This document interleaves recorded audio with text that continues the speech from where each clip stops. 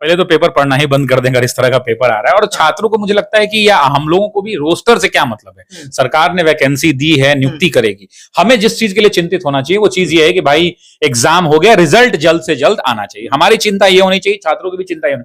अब चूंकि ये सोशल मीडिया का दौर है, टेक्नोलॉजी का जमाना है, तो टेक्नोलॉजी के जमाना में एक चिट्ठी अगर कोई आ जाती है तो पूरा वायरल हो जाता है। रोस्टर क्लियरेंस, रोस्टर एक प्रकार का क्या, एक प्रकार का ऑफिशियल ऑर्डर है। मतलब जैसे विभाग जो है कभी कभी जिलों से मांगता है कि आपके जिले में कितनी नियुक्तियां हैं। अब आपके मन में सवाल आएगा कि भाई अगर सरकार को तो पता ही है कि 87,000 नियुक्ति है, तो फिर जिला से मांगने का क्या जरूरत है? जिला से मांगने का जरूरत इसलिए पड़ता है क्योंकि हर जिले में अलग अलग आरक्षण कोटि है।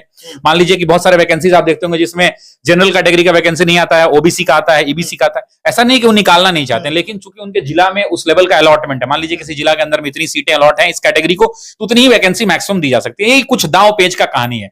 इस दांव पेच से छात्रों को भी दूर रहना चाहिए, हमको भी दूर रहना चाहिए, और आप भी थोड़ा दूर ही रह लीजिए तो ज्यादा अच्छा है। लेकिन समझिए, हमें चिंता इस बात की होनी चाहिए कि रिजल्ट जल्द से जल्द जारी कर दिया जाए। जब फाइनल ऑफिशियल आंसर की आ गया, अब आंसर की पे भी एक दो क्वेश्चन ऐसे अभी भी हैं जिस पर विवाद बना हुआ है, लेकिन उसके बाद जब आंसर की आ गया तो कम से कम एक्सपेक्टेड डेट ऑफ रिजल्ट देते। आप देखिए कि टीआरई 1 के अंदर में रिजल्ट कैसे आया, सुबह सुबह मान लीजिए हुआ एग्जाम, रिजल्ट आ गया, वही सोचते हैं विद्यार्थी की आखिरकार इस बार क्या। अब वो अभी टीआरई 2 में भी वही रफ्तार रहा, अब टीआरई 3 में ये रफ्तार धीमा पड़ गया। ऐसा लग रहा है कि अन्य आयोगों की तरह धीरे धीरे धीरे हो रहा है। तो मुझे लगता है कि चिंता इस बात की होनी चाहिए कि जल्द से जल्द छात्रों का मांग यही होना चाहिए कि रिजल्ट को जारी कर दिया जाए। अब रिजल्ट बनाने में क्या दांव पेच आ रहा है, क्या दिक्कतें आ रही हैं, ये तो आयोग के ऑफिशियल स्पोक्स पर्सन बताएंगे क्या दिक्कतें। लेकिन छात्रों की जो वाजिब मांग है कि भाई एग्जाम हो गया, आंसर की भी आ गया, फाइनल आंसर की भी आ गया। अब देखिए फाइनल आंसर की आए हुए भी ज्यादा दिन हुआ नहीं, मुझे लगता है 9-10th वाला अभी नहीं आया फाइनल आंसर की, 11-12th का भी आंसर की पेंडिंग है।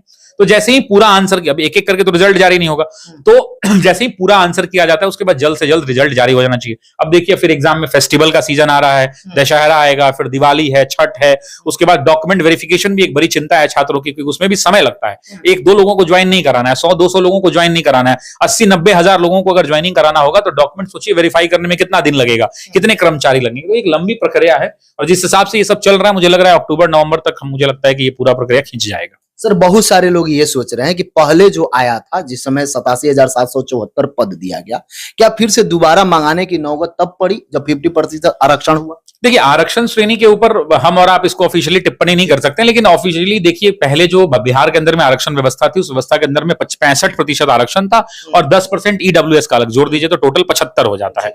पटना हाईकोर्ट ने फैसले को जारी किया और उसने बताया कि नहीं भैया आप 50% से ज्यादा आरक्षण नहीं कर सकते। फैसले को चुनौती दी गई सुप्रीम कोर्ट के अंदर में। सुप्रीम कोर्ट ने पटना हाईकोर्ट के फैसले पर रोक लगाने से मना कर दिया। उसने कहा कि हम इस मामले की सुनवाई करेंगे और जो पटना हाईकोर्ट का फैसला है वो आगे लागू रहेगा। तो इस वजह से आरक्षण को लेकर के ऊपर नीचे कुछ ना कुछ तो हुआ होगा, और अभी तो कुछ दिन पहले प्रेस कॉन्फ्रेंस भी हुआ था, उसमें कहा भी गया कि भाई अब जो पुरानी आरक्षण पद्धति है उसी से रिजल्ट जारी होगा।